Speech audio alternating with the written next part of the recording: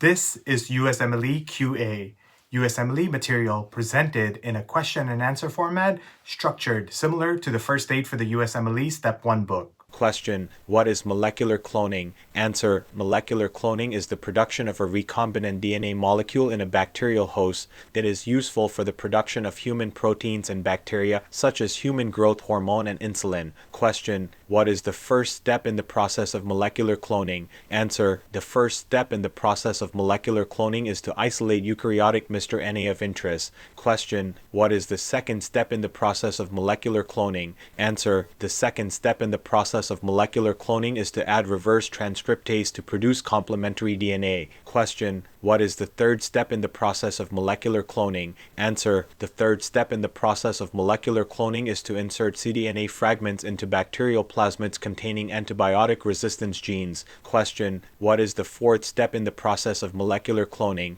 Answer: The fourth step in the process of molecular cloning is to transform recombinant plasmid into bacteria. Question: What is the fifth step in the process of molecular cloning? Answer: The fifth step in the process of molecular cloning is to allow the surviving bacteria on antibiotic medium to produce clone DNA. Question: What is the purpose of using reverse transcriptase in molecular cloning? Answer: The purpose of using reverse transcriptase in molecular cloning is to produce complementary DNA from the isolated eukaryotic mRNA. Question: Why is it important to insert cDNA fragments into plasmids containing antibiotic resistance genes? Answer: Inserting cDNA fragments into plasmids containing antibiotic resistance genes allows for the selection and identification of the transformed bacteria that have taken up the recombinant plasmid. Question: Can you explain the concept of transformation in molecular cloning? Answer: Transformation is the process of introducing recombinant plasmids into bacteria, usually through the use of heat shock or electroporation.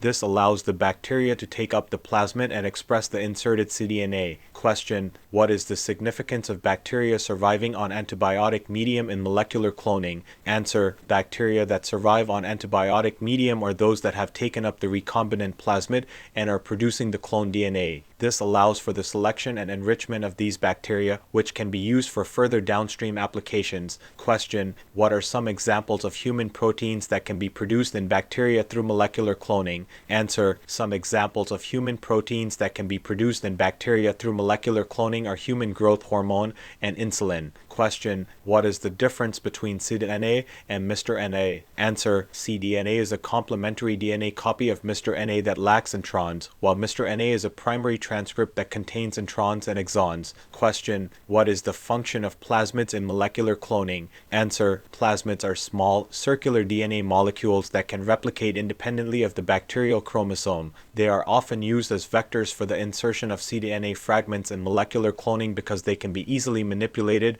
and introduced into bacteria. Question: How is the recombinant plasmid introduced into bacteria? Answer: The recombinant plasmid is usually introduced into bacteria through the use of heat shock or electroporation. In heat shock, the bacteria are briefly exposed to a high temperature to create small pores in the cell membrane, allowing the plasmid to enter. In electroporation, a high voltage electric pulse is applied to create similar pores. Question: What is the significance of antibiotic resistance genes in molecular cloning? Answer: Antibiotic resistance genes are used as a selection marker in molecular cloning. They allow the identification and isolation of bacteria that have taken up the recombinant plasmid by allowing the bacteria to survive in the presence of an antibiotic. Question: How can the cloned DNA be used in downstream applications? Answer: The cloned DNA can be used in downstream applications such as protein production, genetic engineering, and gene therapy. It can also be used in genetic research to study the structure and function of specific genes.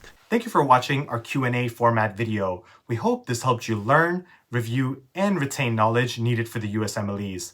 For more information on this topic, check out the link in the description.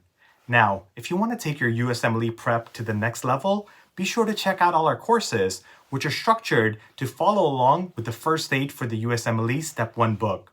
You can find us at usmleqa.com. And if you're watching this on YouTube, be sure to like and subscribe.